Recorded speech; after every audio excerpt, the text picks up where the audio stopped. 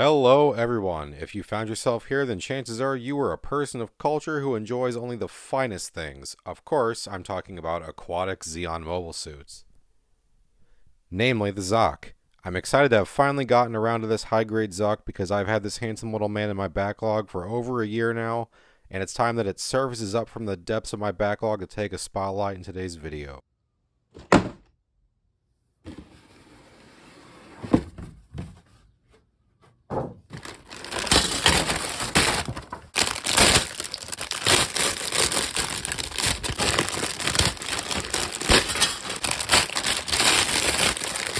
Now, one of the first things that stood out to me about this kit was that the polycaps inside are very atypical. First off, the size of the polycaps were alarming, as I'm much used to seeing these types of polycaps in master grade kits and not high grades. The other thing, of course, is that we use different polycaps than I'm used to with high grade kits. It's not really a problem. I mean, after all, this kit did come out in 2007, so we'll cut him some slack. The next thing that really stood out to me was that there are no stickers at all in this kit. The only thing were those translucent screen pieces in the yellow bag from when I opened up the box. Not that there's any need for any stickers. I mean, after all, the Zock is a pretty old design from the Gundam franchise. It's rather simple and doesn't have a lot of color separation. Not that that's a problem. I love this boy. The build itself of the Zock was very simple. Since the entire mobile suit mirrors itself, you can actually build the appendages and even the trunk parts at the same time.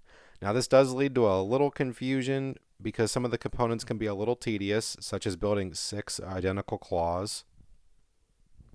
But at least in the case of those claws, those yellow portions that compose them are molded in a slightly softer plastic, so you do not end up with a lot of hard stress marks on these heavily pigmented yellow pieces, even if you're flush cutting them. Also, and probably some of the better news, all of the parts on the Zock are gated really well with no egregiously bad gate placement on the kit, mostly keeping to the ledges and the sides of the armor panels, so you can avoid some potentially nasty marks on the face of those larger pieces. Now, the Zock is a big boy. There's no two ways about it.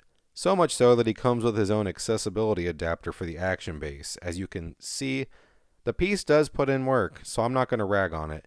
It is a little comical to me, though, to have him on an action base, just because, I mean, look at him. That's a green brick. If I put an actual literal brick on a display stand, you'd look at me. It'd be much better if I just threw it at your head. But if you wanted to make a diorama, I could see how maybe this would be a thing. Now, while the Zock does not have the wild range of motion that we've gotten accustomed to with high grade and real grade kits, the Zock does have some very neat tricks up its sleeve. If you notice, since the Zock mirrors itself front and back, the eyeball can actually swivel all the way around its head. Looking at you moms with the eyes in the backs of your heads. Those arms can also do the same thing the eyes can. Turn all the way around because we got those cool tentacle-esque arms that don't have normal elbows, allowing them to swing back and entangle with anyone who thought they could sneak up on our boy here. Now, it has been a really long time since this kit has been reissued, and I hope it does get reissued soon because I've had nothing short of a blast with this kit. It's really only fair that you guys get to have fun with it as well. And if you need something to bide your time until it does get reissued, you can always go to leapingpandahobbies.com.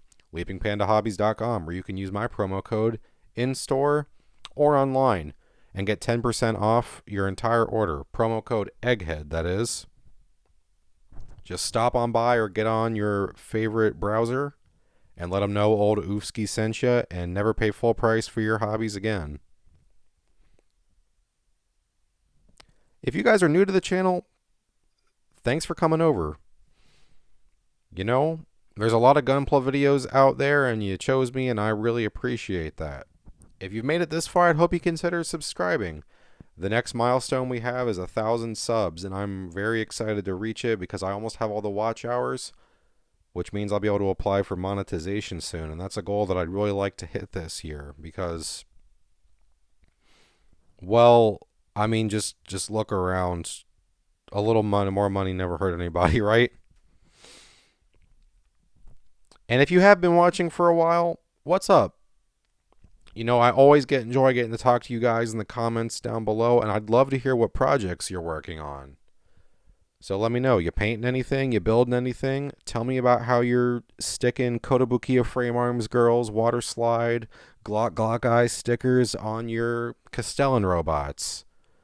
I'm definitely not doing that for a future video. Don't read too far into that. As always, guys, it's been a pleasure. If there's anything specific you want to see moving forward, you're going to have to let me know in those comments. And since Leaping Panda Hobby is keeping my backlog overwhelmingly full, I am sure to see you next week with another video. Thanks, guys.